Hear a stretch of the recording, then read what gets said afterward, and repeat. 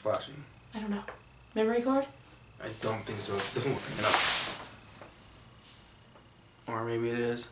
It might be, yeah. It was being a bitch earlier and it kept saying, when did it start? I don't know, I just noticed it. Crap. I think it just started. That's gonna be pretty.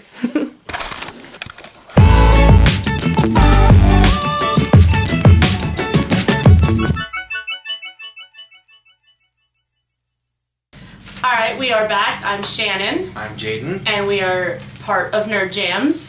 And we're just gonna jump right into this because we both just finished watching Arrow. Did you hate it because of so much olicity? No. Yes! I thought it was great. I thought I was dreading it, like I said before. Last week, yep. Because I thought it was going to be just about olicity. But, I don't know, they both, Emily and Steven did such a good job. Gosh, this is the best I've seen Steven's Mel acting. I wouldn't say that, but I would say that I think this is the best I've ever seen. This is up there with the best that they've ever been together. I really hope that this is closure for their relationship.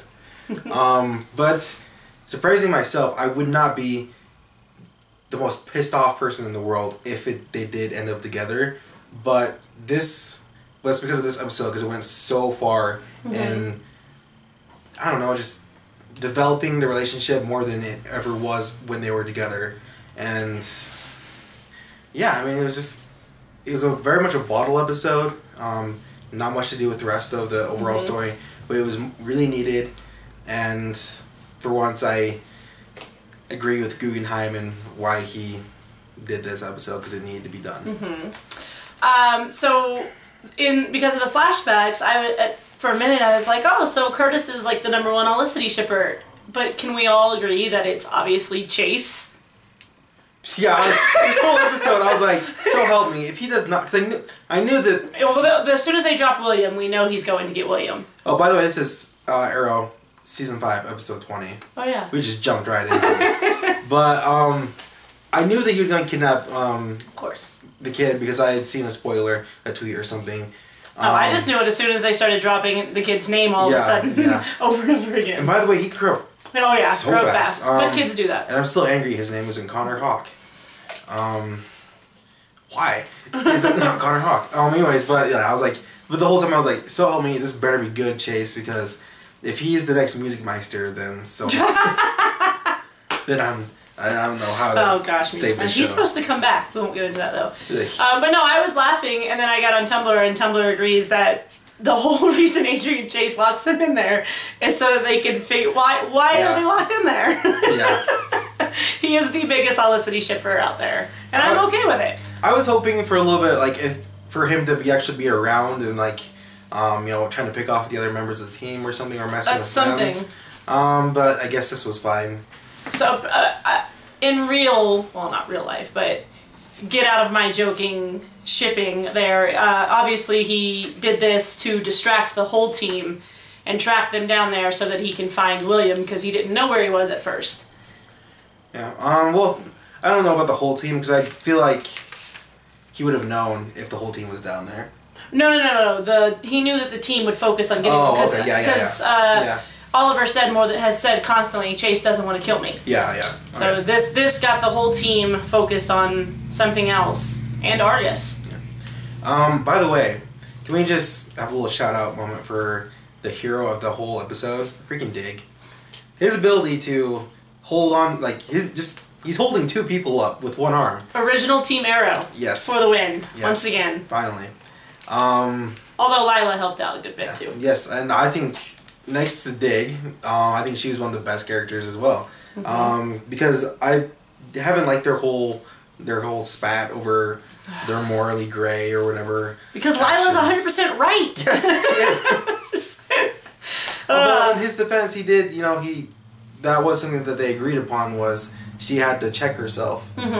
But yeah, she was right, and I don't argue with her. I mean, I love that it's the same story too. It's Lila and Diggle having the same argument about trust, and how Diggle will put his trust in Oliver and the Arrow team, or Team Arrow, and all of their morally gray issues, but then he has a different standard for Lila because she's his wife. And then Oliver, which we find out it's not exactly that, but Felicity's argument was, you know, you don't trust me, you have a different standard for me than you do for, you know, Wild Dog or Curtis and that.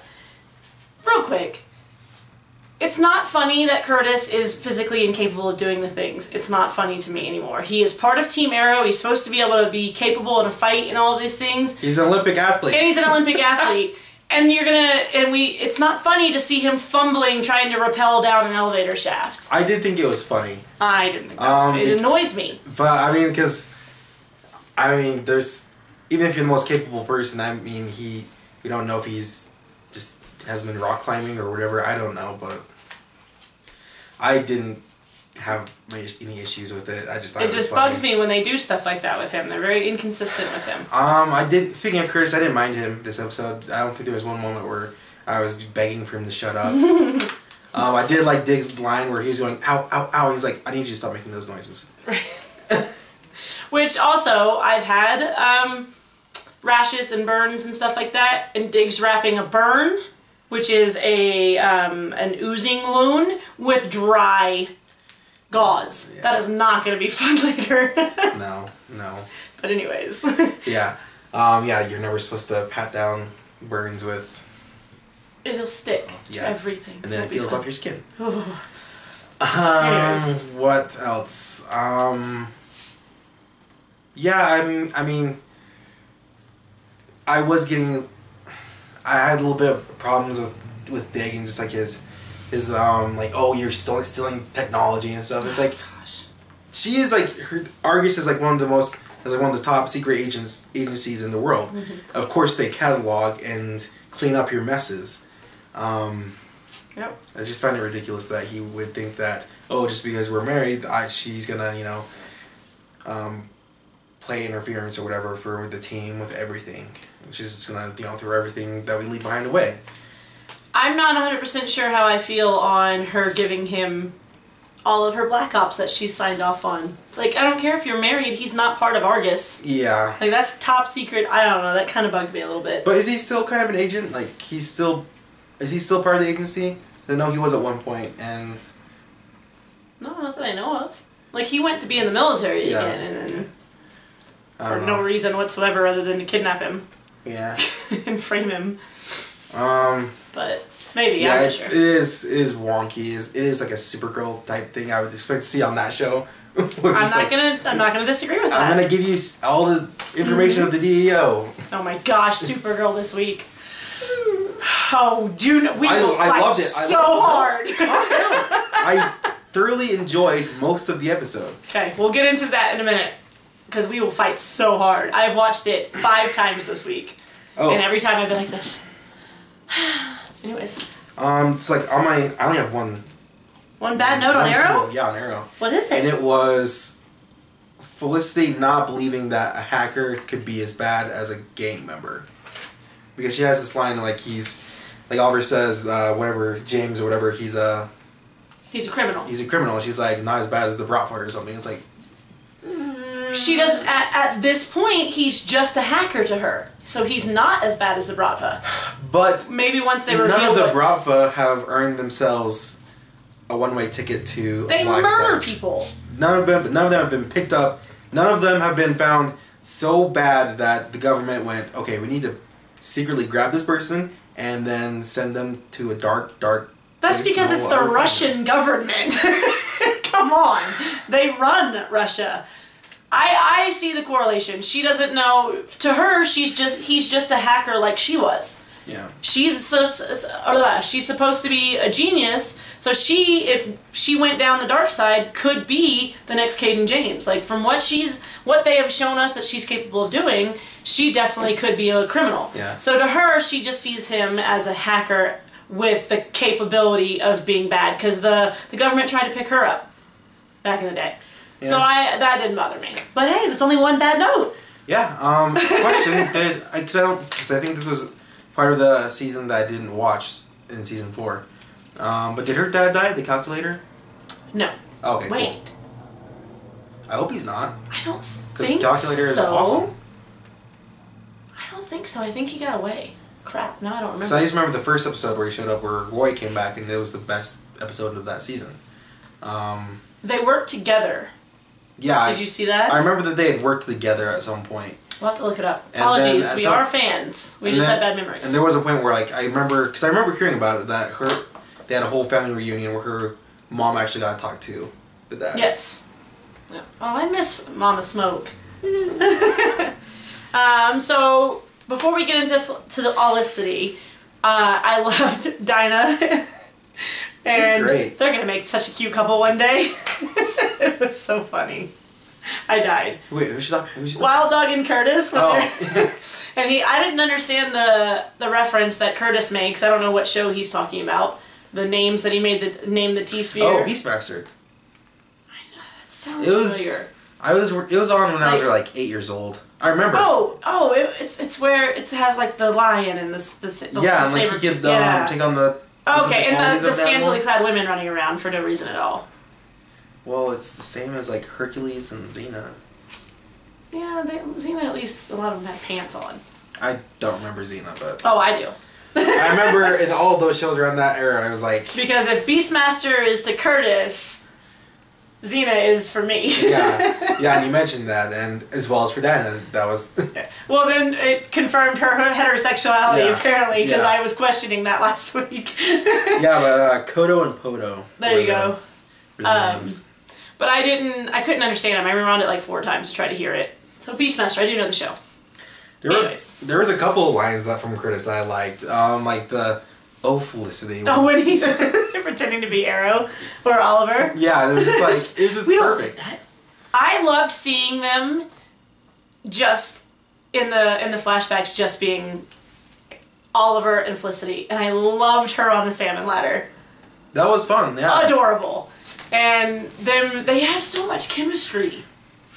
Yeah, they really do. I would like to see them explore, even though it drives me nuts because it's what they should have done with Laurel. But I would love to see him and Dinah, and them. I'd like to see them explore that because they had. I feel like they had something really good in the Russia episode when they went to. I don't know. Russia. I feel like she's kind of the Maggie Sawyer of Arrow at the moment. She's just been thrown in there. She's a name. She's a character, but they're not really doing much with her. I think they're doing a little bit more with her. Well, they're doing more because almost any character is getting more than Maggie Sawyer. But I feel like in this show right now, that's what I would compare it to. Okay. That she just kind of gets to. We get a little bit of her background here and there. She reminded us of her. I like that talk that she had about Vinny. But I feel like that's kind of like, typical for shows like this. They introduce a new character and they kind of take the back seat for the first season that they're on. Yeah. And then later on we get tons and tons of stuff once they have writers have time to flesh out her character. I loved all of the conversations between Felicity and Oliver. Yeah. Every one of them. When they... Right after they hook up, I love that it's that Oliver, he's always such a girl with Felicity. He's the one that kind of wants to talk about it, and and you could tell he was so hopeful that meant they were going to get back together, and she was the one that was like, about that. Yeah. And then when he says, we finally get, why he feels broken, it's not just, I enjoy killing, he doesn't know who he is. And that leads to a whole box of just unhealthy relationship. Like, oh, I need you to keep me in check or whatever, and I trust you to know when I'm slipping or whatever along those lines. But I feel like they did a good job of closing that door because even before they got out of there, Felicity is telling him, I wouldn't have fallen in love with you if I didn't know that you were a good person. If I, all these things. Although I did, at that point, I do remember thinking, I think you give yourself too much credit. But Emily Bett Rickards did a really good job of being paralyzed, I guess I should say. When he's having, all of that, the strength of him having... I'm sure that there were, some TV magic that happened in there and stuff, but you could tell that he was straining to carry her at times, and, the Diggle... Oliver Felicity thing was so good, and I loved his line, sorry, I know I should listen to you, or you hate when I don't listen to you. Yeah. And she's like, you should just drop me. Yeah. I love that line. But my favorite though is when, so you said you hope it's closure. I think it's leaving it open when she says, I think you should find out who you are. Because she forgave him and she said, I understand why you didn't tell me about William. Yeah. And I've said it all along. Finally. They still love each other. Yeah. And you can see it. I don't disagree. I just think I know. I think it's just a different kind of love now. And that's where I disagree. I think that her saying to Oliver, you know, I think you should figure out who you are, was the same as Oliver when Felicity is like, you know, one day we might have that talk, and he says, I'm not going anywhere. Yeah. That's him saying, I'll wait for you without waiting for you. And I think that's the same as Felicity telling him that now. I can see that. I mean, and like I said, I wouldn't immediately throw the show away if they went back to it. But not like before. Yeah, I mean, but like, you have to understand, like, for a lot of people, not just myself, but like, I know this from hearing it from a lot of people online and in actual life, where I talk with other friends, and it, like, Arrow started out in like season 1 and 2 was one of the best shows I've ever seen on TV. It's up there. Like, it was incredible.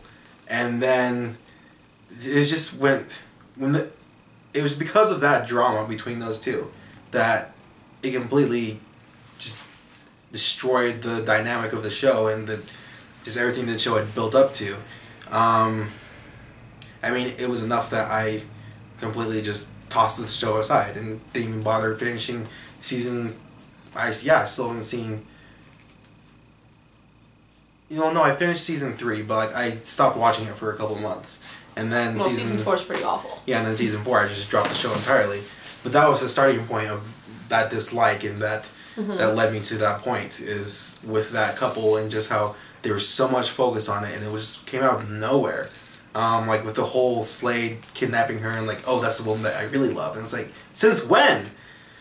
It just didn't make any sense, but now this has gone a really long way with fixing all of that, and part of me and most of me hopes that they'll just close the door on that. Right here, and and it could be, and that could be how they're gonna bring in Dinah and Oliver in the end. Yeah. So I have to disagree, and it shows we disagree all the time, but.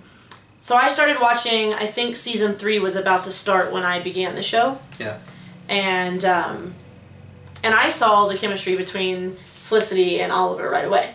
And I was like, oh, that's going to happen. And I wanted it. I just all through season 1, and then like I told you in an earlier episode, when he pours his heart out to her in season 2, and then we find out that it was supposedly... Like, she knew about it, but it was Oliver supposed to be lying to her so Slade would kidnap her. Like, I had no idea that was fake. I was like, yes, it's finally happening.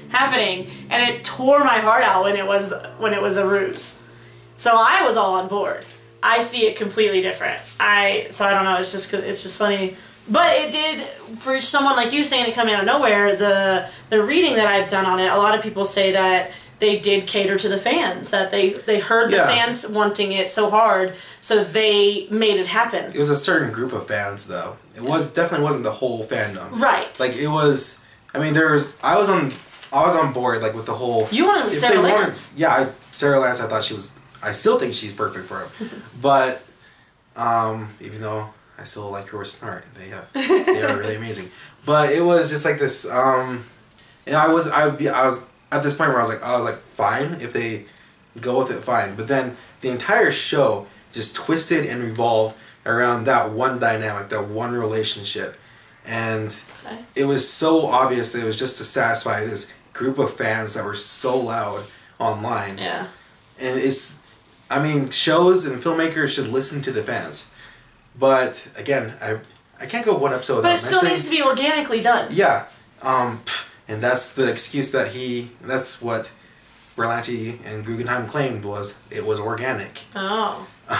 Not if some fans are seeing it as out of nowhere. Yeah. And I bring him up every time, but Zack Snyder. He heard the complaints about BVS, and for Justice League there was noticeable changes, except for he stayed with what he had. For the most part, he didn't change anything, but except for... And this was the plan all along, but they just made it a little bit lighter, and they catered a little bit towards the fans, but they stayed true to what they had already established. Which wasn't, and that just wasn't the case, so. Well, and it's funny because this is a show that you didn't have any relationships. And even Oliver and Laurel and Oliver and Sarah Lance, they weren't very heavy relationships. Like, you didn't get a lot of the I love you speeches or this or that. Like, there was sex. And, like, when the outtake, have you seen the outtake when Stephen Amell falls off the bed with Katie Cassidy? No. Hilarious. Watch the YouTube outtakes. So even though they had relationships, they weren't heavy-handed, and even they did a good job with the Diggle and Lila relationship and how she came back into his life and then they got back together, and so maybe that's why. Maybe it was just there was an overture of Olicity. Maybe it was more than you had seen in the other relationships, and that's why it felt like it revolved around it. Maybe. But it was also just like this weird, like, because her character just took on this huge change during season 3. Or like, and I remember it was like that. It was an episode where like they were in an alley and they were about to go back to Nana Parbat for the 15th time, and it's just like she became like this really whiny character where it was all about her and just what she wanted and. Everything be damned. Everything else be damned. But, anyways. When we get into the Supergirl stuff, it's funny that... should we just go into Supergirl now? Well, no, hang on. I want to do... But I just want to say, because the Lila and Diggle relationship is kind of the side relationship that Maggie and Alex is. Yeah. And, again, on the fandom, you don't hear the fans screaming about how... oh, it's too much screen time, like, who cares about this and that, and then that's what happens in the Supergirl fandom, is that there's a lot of people saying that they get, like, this is a Supergirl show, this is Arrow's show, so who cares about other relationships? Anyways, that's my grievance. But, anything else on Arrow right now? I mean, it was a good episode, but we don't have a lot of grievances, there's a lot of good things, and just great acting. Oh, wait! So the T-Sphere can go down there and blow a hole in the side of the wall, but why can't they just go down and get them out? I don't... That still bugs me. I can't remember. They didn't say why. Like, why did they have to go to a whole different part to pull them out? Like, if the T-Sphere blew a hole and I saw daylight... Wasn't there something about a bomb or something? Well, they were sitting on a bomb. If Curtis couldn't open the vents, that's fine. Yeah. So why did they have to go to the fan room? Why couldn't they get where the T-Sphere got and get them out? Because there was daylight. I'm assuming... Yeah, there was daylight. Yeah, so it was so weird for me. If it wasn't for that lighting, I would have assumed that the T-Sphere had to go through, like, all these different ducts and stuff. Right, and only the T-Sphere could get there, but it looked like it just opened up to, like, an open space. Speaking of duct... if I had a secret lair, and if I had the copious amounts of money that Felicity has from her, and I quote, generous severance pay from Palmer Tech or whatever, I would stock up on so much duct tape, you would not believe. The fact that they ran out of duct tape, I find is absurd. Did I miss this? When did they run out of duct tape? It was when the methane thing cracked, the methane pipe cracked. Oh, my TV glitched. It was right after a commercial break, right? Yeah. Okay. Yeah, because they're like, oh, I think, do we have any more duct tape? And he's like, no, that's the last bit, and it pops open. Yeah, how do you not have enough duct tape? Seriously. I do agree with that, then. Yeah. I did really enjoy this episode, though. And it could be because Felicity is one of my favorite characters, but I love seeing a little bit of a lighter side in the flashbacks. And even though, like you said, it didn't really move the narrative along all that much until the end with Adrian Chase seeing William, but it still fit. There's nothing like Adrian Chase at the end just to really smile to my face.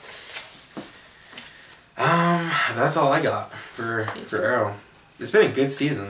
Yeah, it's kept my interest more than last season. Yeah, I didn't yell at the TV as much as last season. It's definitely a good mix of like season 3 on and seasons 1 and 2 of Arrow.